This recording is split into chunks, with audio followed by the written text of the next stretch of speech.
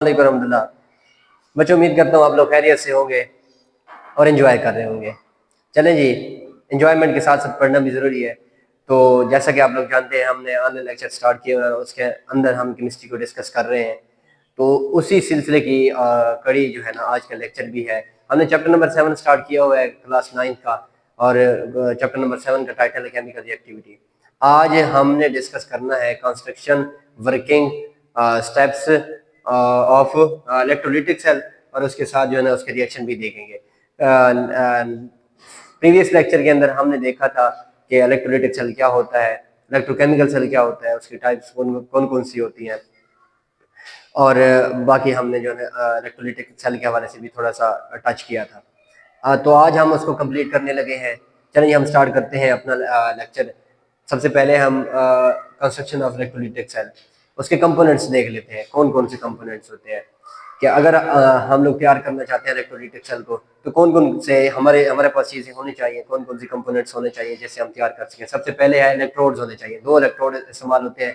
एक होता है पॉजिटिव इलेक्ट्रोड, जो कि पॉजिटिव टर्मिनल ऑफ बैटरी से कनेक्ट होता है। दूसरा नेगेटिव इलेक्ट्रोड, जो कि negative terminal of the battery से कनेक्ट होता है। उसके बाद इलेक्ट्रोलाइट होना चाहिए, जिसके अंदर जो फैसिलिटेट करनी है मूवमेंट, फैसिलिटेट करता है movement of ions, movement of charges. और इसके अलावा पावर सप्लाई होनी चाहिए, जो इलेक्ट्रॉन के मूवमेंट का सबब बने और जो इलेक्ट्रोलिसिस करवाए। और इसी तरह जो है ना कंटेनर, जिसके अंदर वो बंद होना चाहिए, इलेक्ट्रोलाइट भी और इलेक्ट्रोड्स भी। ये ग्लास का भी हो सकता है, स्टील का भी हो सकता है, और जो है ना सीमेंट का भी हो सकता है। Wires and connections, wires and connections, और वायर्स और कनेक्शन भी होने चाहिए, ताकि जो है ना ये हम इनको कनेक्ट कर सके। चलें, ये डायग्राम के अंदर दिखाया हुआ है। ये एक इलेक्ट्रोलिटिक सेल है, जिसके अंदर ये इलेक्ट्रोड है, कैथोड है, जिसके ऊपर नेगेटिव टर्मिनल चार्ज होता है, सॉरी, और ये एनोड है, जिसके ऊपर पॉजिटिव चार्ज होता है। ये एक्सटर्नल सर्किट है, जिसके जरिए ये मूव करके इलेक्ट्रॉन्स इधर आते होते हैं। स्टेप्स में अगर हम देखते हैं, हम तैयार कर रहे हैं, स्टेप्स में देखते हैं प्रिपेयर द इलेक्ट्रोलाइट सोल्यूशन। पहले इलेक्ट्रोलाइट सोल्यूशन बनाए कि आप कौन सा इलेक्ट्रोलाइट तैयार कर रहे हैं। NaCl का सोल्यूशन, ब्राइन सोल्यूशन तैयार कर रहे हैं, जिसका भी सोल्यूशन तैयार करें। इलेक्ट्रोलाइट, इलेक्ट्रोलाइट क्या होता है, आप लोग प्रीवियस लेक्चर में हमने बताया था कि इसके अंदर इलेक्ट्रिसिटी पास हो सकती है, उसको इलेक्ट्रोलाइट बोलते हैं। हमने उसकी टाइप्स भी देखी थी। अच्छा जी, प्रिपेयर द इलेक्ट्रोड, इलेक्ट्रोड तैयार करें, कैथोड और एनोड। इसी तरह एजम्बल द सेल, आप उसकी एजम्बली करें। एनोड को जो है ना पॉजिटिव टर्मिनल वाली साइड पे लगाएं, और कैथोड को negative terminal of the battery वाली साइड पे लगाएं। उसके बाद बैटरी कनेक्ट करें, एक्सटर्नल सर्किट वायर्स कनेक्शन करें, अप्लाई पावर, अब उसको कनेक्ट करें, और अब पावर अप्लाई करें। डीसी सप्लाई अमूमन होती है। और इसी तरह ऑब्जर्व द रिएक्शन, और ऑब्जर्व करें कि ऑक्सीडेशन कहाँ पे होती है, रिडक्शन कहाँ पे, तो ओवरऑल रिएक्शन कहाँ पे होता है, और जो भी अगर मेटल या गैस जो भी चीज़ प्रिपेयर हो रही है वो कहाँ कहाँ पे तैयार हो रही है। अच्छी तरह हम वर्किंग ऑफ इलेक्ट्रोलिटिक सेल को हम डिस्कस करने लगे हैं। करंट, जब हम करंट अप्लाई करते हैं तो करंट क्या करता है, इलेक्ट्रोलाइट में से पास होता है, उसको आयंस में तब्दील कर देता है। मिसाल के तौर पर सोडियम क्लोराइड का सोल्यूशन ब्राइन है, तो ये सोडियम आयन बनवाएगा और क्लोराइड आयन बनवा देगा। ठीक हो गया। ये जब हम करंट अप्लाई करें, करंट कैसे आएगा, डीसी सप्लाई हमने दी है बैटरी से, दो ये जाएगा इलेक्ट्रोलाइट के अंदर, ये आयंस बनवा देगा, कैटाइन और एनाइंस।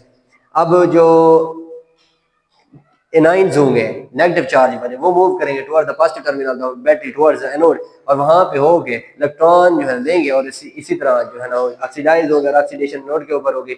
इसी तरह जो कैटायन इलेक्ट्रॉन्स ऑलरेडी दे दिए हुए हैं, किसमें, इलेक्ट्रोलिसिस में, जब इलेक्ट्रॉन हमने जो है इलेक्ट्रिसिटी दी है, तो ये आएंगे यहाँ पे कैथोड के ऊपर, वो इलेक्ट्रॉन्स ले लेंगे। इलेक्ट्रॉन कैसे आए हैं, ये एक्सटर्नल सर्किट से आए हैं, तो ये इलेक्ट्रॉन लेंगे पॉजिटिव टर्मिनल से, या सॉरी नेगेटिव टर्मिनल से, कौन, कैटायंस लेंगे, और इसी तरह जो है ना वो रिड्यूस हो जाएंगे। रिडक्शन, इसका मतलब ये हुआ, ऑक्सीडेशन जो होती है एनोड के ऊपर होती है हमेशा, और रिडक्शन जो होती है वो कैथोड के ऊपर होती है। इलेक्ट्रोलिटिक सेल की बात कर रहा हूँ।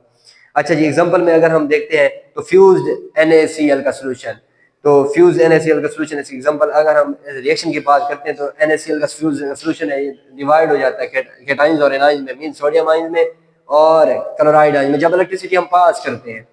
अब इसके रिएक्शन स्टार्ट होते हैं।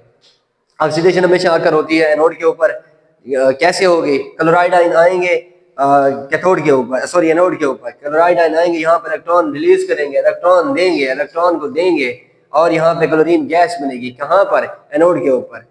बात समझ आई है। इसका मतलब ये ऑक्सीडेशन जो है ना एनोड के ऊपर हो रही है, और कैथोड के ऊपर हमेशा रिडक्शन होती है। कैसे, कैटायंस जो ऑलरेडी डिकम्पोज हो चुके हैं, इलेक्ट्रॉन दे चुके हैं, कब, जब हमने डीसी पावर अप्लाई की, तो वो आयन केटाइन के अंदर तब्दील हो चुके थे, केटाइन बन चुके थे इलेक्ट्रॉन को देकर। अब वही आएंगे यहाँ पे कैथोड के ऊपर इलेक्ट्रॉन को लेंगे। कैसे लेंगे? एक्सटर्नल सर्किट से ये मूव करते हुए जो एनाइंस ने रिलीज किए थे एक्सटर्नल सर्किट से आएंगे कैथोड के ऊपर, कैथोड से ये वाले जो कैटाइंस है पॉजिटिव आयंस वो लेंगे और जो है ना रिड्यूस हो जाएंगे। अगर आप ओवरऑल रिएक्शन की बात करूं, यहाँ पे सोडियम बना है मेटल में, ये हम नेक्स्ट में जो है ना लेक्चर के अंदर देखेंगे कि कैसे बनता है। यहाँ पे इसका एक और सेल है। तो ओवरऑल रिएक्शन ये होता है सोडियम आयन यानी कैटाइन बने और एनाइन। कब? जब हमने डीसी सप्लाई अप्लाई जो है ना अप्लाई की, उसके बाद जो है ना ये एनोड के ऊपर नेगेटिव आयंस एनाइंस आए और वो रिड्यूस ऑक्सीडाइज होके क्लोरीन गैस बना दी। और इसी तरह जो पॉजिटिव आयंस है वो जो है ना कैथोड के ऊपर जो है ना आए और उसमें जो है ना रिड्यूस होकर और बना दिया जो है ना, रिड्यूस होकर रिडक्शन हुई यहाँ पे जो सोडियम बनवा दी।